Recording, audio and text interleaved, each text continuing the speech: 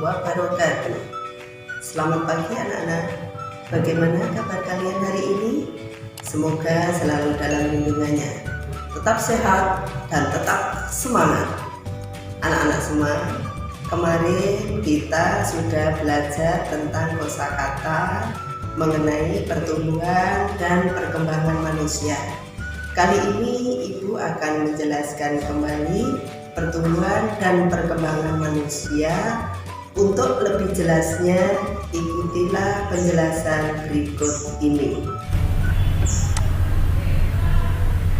Anak-anak, sebelum kita mulai pembelajaran pagi hari ini, terlebih dulu marilah kita berdoa agar apa yang kita lakukan di pagi hari ini diridhoi oleh Allah SWT.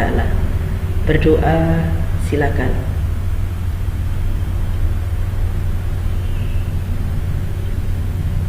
Selesai. Anak-anak, pada pagi hari ini kita akan belajar tentang pertumbuhan dan perkembangan makhluk hidup di tema 1, subtema 2, pertumbuhan dan perkembangan manusia. Muatan pelajaran bahasa Indonesia dengan KD 3.4, mencermati kosakata dalam teks tentang konsep ciri-ciri kebutuhan, yaitu kebutuhan makan dan tempat hidup, pertumbuhan dan perkembangan makhluk hidup yang ada di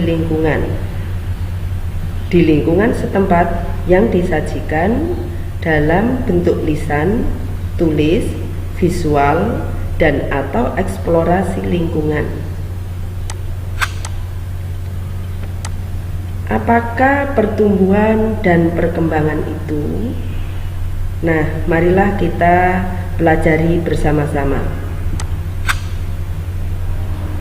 Yang dinamakan pertumbuhan adalah bertambahnya ukuran berat badan dan tinggi badan. Pertumbuhan manusia terjadi sejak dalam kandungan hingga dewasa. Pertumbuhan manusia akan berhenti saat dewasa. Sedangkan pertumbuhan manusia dipengaruhi oleh beberapa faktor, di antaranya makanan, kebiasaan berolahraga, gen atau keturunan orang tua yang dinamakan faktor genetik. Jadi, makanan apa yang kita makan setiap harinya itu akan mempengaruhi pertumbuhan kita. Kebiasaan olahraga juga demikian.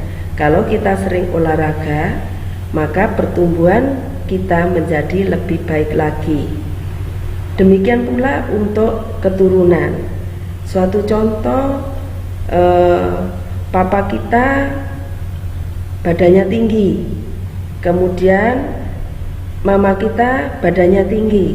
Nah, itu dinamakan faktor keturunan yang mungkin nanti mempunyai anak yang bertubuh tinggi pula. Inilah faktor keturunan dari orang tua. Jadi pertumbuhan itu dipengaruhi oleh 3 hal tersebut. Oke, kita lanjutkan contoh dari pertumbuhan. Anak-anak, semua orang pasti mengalami hal ini. Pertumbuhan tadi mulai dari kandungan hingga dewasa. Dalam kandungan, mulai dari janin hingga 9 bulan kita di dalam kandungan orang tua itu sudah tumbuh. Kemudian lahir berupa bayi, tumbuh terus sampai menjadi balita, kemudian bertumbuh menjadi anak-anak, dan anak-anak berkembang bertumbuh menjadi remaja, dan akhirnya menjadi dewasa. Itulah pertumbuhan yang terjadi pada diri manusia. Nah, sekarang kita pelajari tentang perkembangan manusia. Apakah itu perkembangan manusia? Perkembangan adalah perubahan kecakapan, kematangan fisik, emosi, dan pikiran menuju dewasa. Pertumbuhan manusia akan berhenti saat dewasa, namun perkembangan emosi dan pikiran manusia akan terus berkembang. Contoh perkembangan manusia. Pada saat masih bayi, bayi bisa digendong oleh orang tua, tetapi seiring perkembangan fisiknya, bayi tersebut akan mampu berjalan, akan mampu berlari, dan lain sebagainya. Contoh yang lain, pada saat masih bayi, kita tidak mampu memegang botol sendiri. Tetapi saat sudah berkembang menjadi lebih besar, berkembang menjadi balita, maka kita sudah mampu untuk memegang botol itu sendiri tanpa bantuan orang lain. Hal ini menunjukkan bahwa kemampuan tangan kita sudah berkembang seiring bertambahnya usia. Nah, demikian anak-anak, perkembangan dan pertumbuhan yang kita pelajari pada pagi hari ini semoga bermanfaat bagi kita semuanya. Akhirnya Ibu cukupkan sekian. Wassalamualaikum warahmatullahi wabarakatuh. Demikian anak-anak yang bisa Ibu sampaikan pada hari ini.